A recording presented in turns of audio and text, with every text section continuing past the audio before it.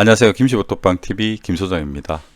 얼마 전에 유튜브로 자신이 소유한 아파트에 임대를 주고 계신 분께서 문의가 오셨는데요. 세입자와의 임대계약 만료에 대한 협의한 내용에 대한 상담이었습니다. 그런데 문의 주신 집주인분께서 계약을 한 세입자는 부부인데 아내랑 계약을 했는데 남편분이 아내가 바쁘니 자기랑 이야기를 하자고 했다고 합니다.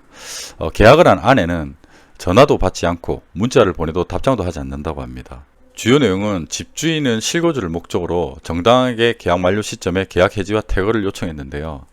세입자 남편분께서는 퇴거를 하겠으나 계약 만료 시점을 2달만 연장해달라는 게 주요 내용이었습니다.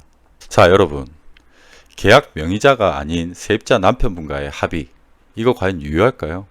비단 이번 사례뿐 아니라 부동산 영상 정말 많지만 가장 기본을 말씀드려볼까 합니다.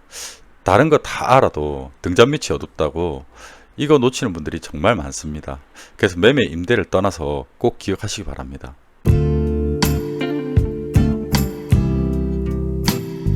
자, 세상 모든 일에는 기본이 있죠. 이 부동산 계약에도 가장 중요한 기본이 있습니다. 자, 바로 보자면 여러분들 부동산 계약할 때 뭐 등기부 등본 확인해라, 건축물 대장 확인해서 불법 있는지 확인해라, 그리고 소유자 확인 꼼꼼히 해라, 선순위 근저당권 빚 있는지 확인해라, 그리고 계약서 꼼꼼히 적어라, 뭐 전월세 들어가시는 분들 집주인이 밀린 세금 있는지 확인해라, 그리고 선순위 전세 있는지, 뭐 전입세대 열람대 뭐든지 뭐 그렇게 다 꼼꼼히 확인해라. 이 부분에 대한 건 너무 많은 유튜브 영상들이 많아요. 그래서 여러분들이 어느 정도 아십니다. 그래서 이걸 다 꼼꼼히 확인하고 요즘에는 계약 잘 하십니다. 계약 잘 하시는데 이렇게 저런 것들을 다 확인해서 계약을 해놓고도 가장 간과하는 기본이 있어요. 앞선 걸 전부 다 꼼꼼히 체크해서 계약을 해도 그 앞선 걸 토대로 지켜야 될 기본이 있습니다. 우리가 계약은 꼼꼼히 했을지언정 뭐 중간에 뭐 중도금이나 잔금 지급이나 아니면 전세 사시는 분들 돈 돌려받는 거나 아니면 전월세 뭐 증액이나 보증금 증액이나 감액이나 이런 부분에서도 꼭 지켜야 될 기본이 있어요. 앞에 거를 꼼꼼히 계약 당시에 확인했다고 해서 끝이 아니란 얘기입니다. 오늘 거기에 대해서 좀 말씀을 드려볼까 해요. 바로 보자면요. 자, 이번 영상 바로 결론입니다.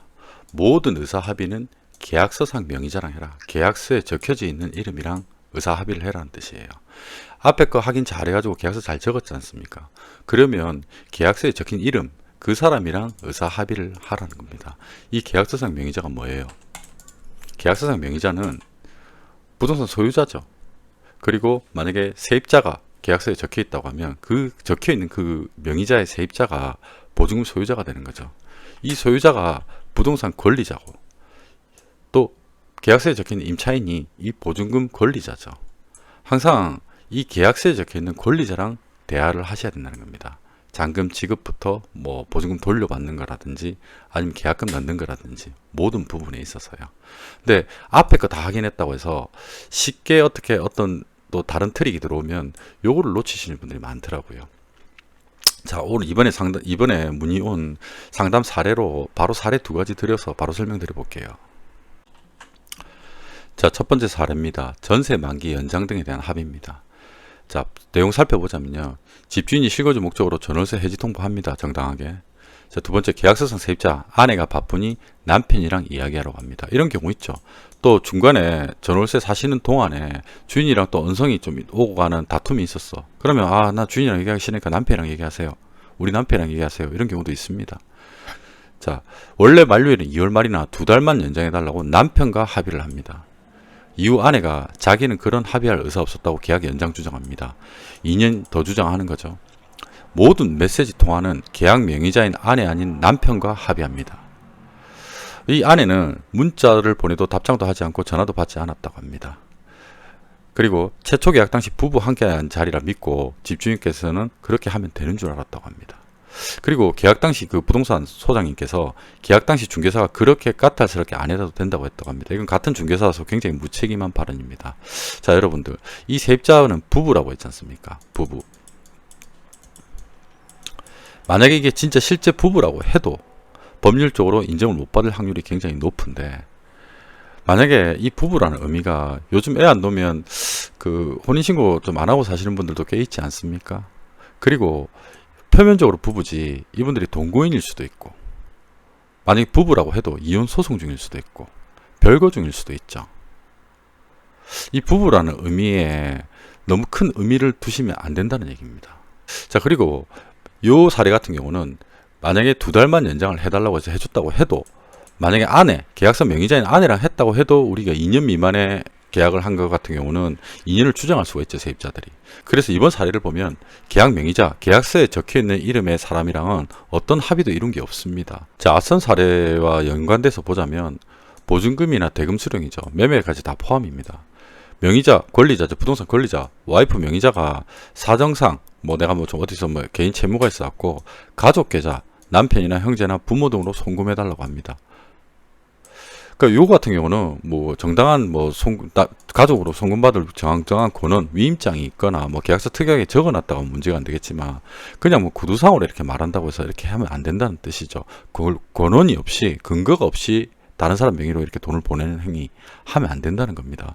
자, 두 번째 보면 남편 아니고 앞서 설명한 거죠. 동거인, 이혼소송 중 별거 중이니 자기는 그런 뜻 전달한 적 없으니 돈 달라고 합니다. 보증금 내줬더니 저희 와이프 바쁘니까 저한테 주시면 됩니다. 내줬더니 나는 그런 적 없다. 이렇게 해버리면 결국 이거는 소송으로 이제 가게 되고, 만약에 패소를 한다고 하면 돈을 전달한 제3자한테는 부당이득 반환 소송을 하게 될 거고, 그리고 이 사람한테는 돈을 줘야 된다는 거예요. 직접 명의자한테, 실제 명의자한테는. 그러면 이게 정말 복잡해지는 거죠. 이렇게 되면 이게 기본을 안 지켰을 때 생기는 가장 대표적인 사례라고 볼 수 있습니다. 이 두 가지가. 한 가지 더 추가로 말하자면 전세금을 돌려받을 때도 마찬가지지만 전세금을 줄 때도 마찬가지죠. 부동산 소유자는 와이프인데 남편이 자기 계좌로 입금해달래. 와이프는 그런 말 한 적 없다고 그래. 그러면 또 사고 생기는 거죠. 계약서에 명시하지 않는 이상에는. 자, 그러면 우리 법률에는 부부간의 일상의 가사 대리를 인정하는 경우가 있어요. 그게 뭐냐면 뭐 경제적 공동체로 보고 경제활동을 같이 하니까, 생활활동을 같이 하니까 뭐 와이프가 남편 카드로 뭐 마트 가서 냉장고가 고장나서 냉장고를 뭐 할부로 계약을 했다, 뭐 이런 거에 대해서 뭐 대리권이 수여됐다라고 뭐 인정하는 제도입니다. 근데 이 일상의 가사 대리에도 부동산 계약은 빠져 있어요. 그러면 또 법률적 다른 용어로 표현 대리, 정당한 위임장은 없지만 이 사람한테 이거를 뭐 대금을 수령하거나 뭐 대금을 지급할 정당한 권한을 줬다라는 이 표현 대리라는 또 그 용어가 있는데, 뭐 문자를 줘서 당신이 대신 좀 받아줘, 뭐 이런 거 근거가 있으면 된다라는 게 표현 대리인데, 여러분들 이거를 이미 따지기 시작할 때쯤에는 이미 개판이 난 상황입니다. 그리고 이거를 법적 공방으로 지리멸멸하게 따지는 건 저보다 훨씬 똑똑한 변호사님들이 훨씬 더 잘 알아서 잘 하실 겁니다. 근데 제 말은 오늘 기본을 말씀드리는 거는 아예 이 단어조차도 떠오르게 만들 일을 만들지 말라는 거예요. 아예 안 만들면 되죠, 이런 일을. 그래서 이번 영상 결론은, 자, 결론 간단하죠.